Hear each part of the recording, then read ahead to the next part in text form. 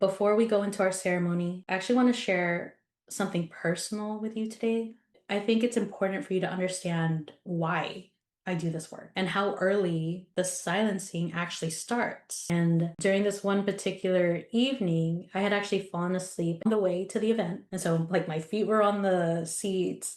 I was laid out and I was just tired. I was sleepy. So I started to slowly wake up and I realized, oh, my mom was trying to wake me up because we had to go inside and I had to sing. And I feel like that was the first time my body was saying no, I'm just tired. And for the first time that I can remember, like that was the first time I said no to my mom. And my body held on to that ever since. And from then on, I felt guilty every time I said no to her. My little nervous system at that moment realized, oh, I can't do that. I don't want to disappoint anybody. I chose to ignore my body's signals at a really young age. And sometimes I still think about that little girl in the pink dress, exhausted in the back of the van, whose no didn't get to be a no. And I think about those of us in this room and those of us on the replay who have a version of that story and realizing how early this started for us, how young our bodies were when they learned that what we needed didn't matter as much to maybe our families, our community. And now that I've been doing this work for a while, for over 6 years now, that's the pleaser code in its earliest form. And that little girl that I'm speaking to is exactly who this work is for.